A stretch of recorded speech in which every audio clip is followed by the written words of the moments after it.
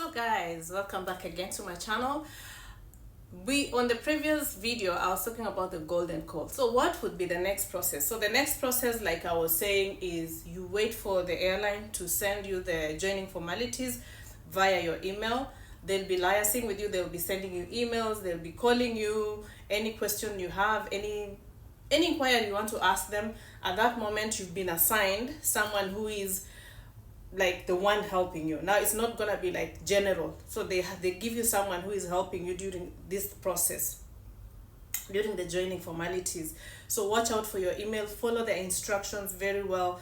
They'll send you the tickets, everything, and then someone will meet you at the airport. It's always, you feel like a VIP, like it's such a nice feeling. So someone will meet you at the airport, pick you up, then take you to the accommodation. So this is where I'm coming in now.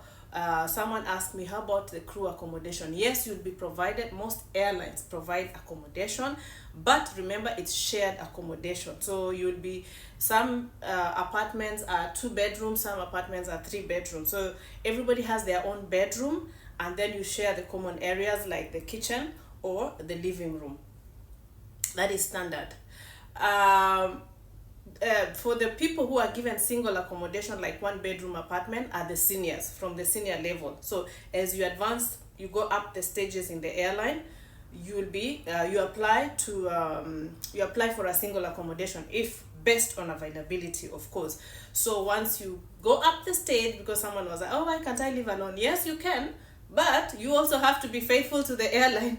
Work for some time, go through the stages, do your best at work, have the best record, so you can be promoted to a senior level. So seniors are the ones who are given single accommodation, that we call it single accommodation. So what I was saying is, single accommodation doesn't mean that you're single. It means that you're living alone. You're not sharing with any, you don't have flatmates. So that's basically the meaning of you being given a single accommodation. Usually it's 1 bedroom apartment, very beautiful. And remember, especially for Emirates, all the apartments are furnished apartments. You don't pay for electricity, or the only thing you pay are the personal things like Wi-Fi, the internet. You pay for the telephone bill if you have the landline, but the rest, like electricity, water, AC, it's being paid by the company. But it doesn't tell you to misuse it, because you're not the one that is paying. Because if you get used to misusing, I've seen a lot of people, when they get used to misusing, not switching off the lights, just misusing all these things because you think, I'm not paying.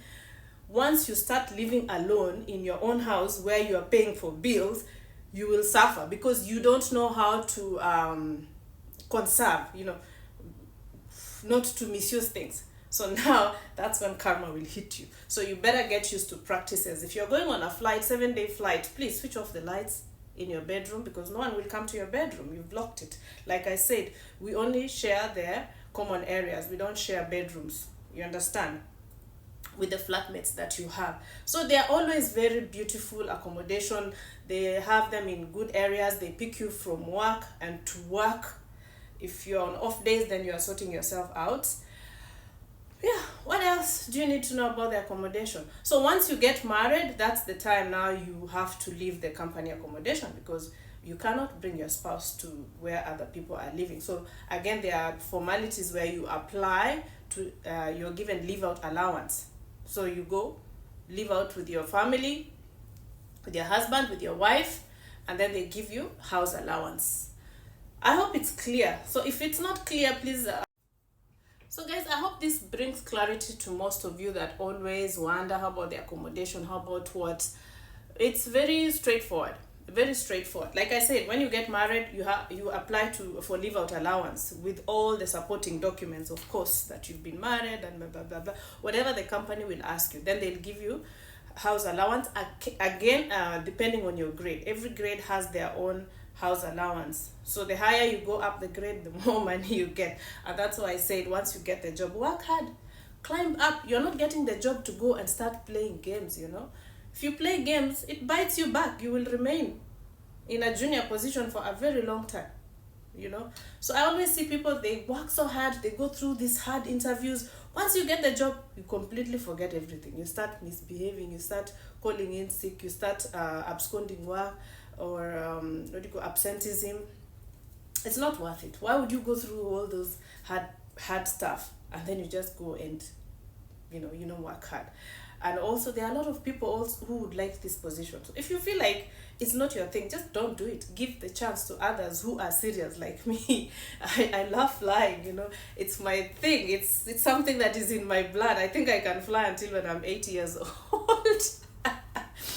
Anyway, guys, thank you so much. God bless you. Please subscribe, share with your family, your colleagues, your friends, anyone who is an aspiring cabin crew. Please help me to grow my channel. I'll really appreciate. And I promise that I'll be posting more often. Yeah. Thank you. Bye. God bless you. Mwah.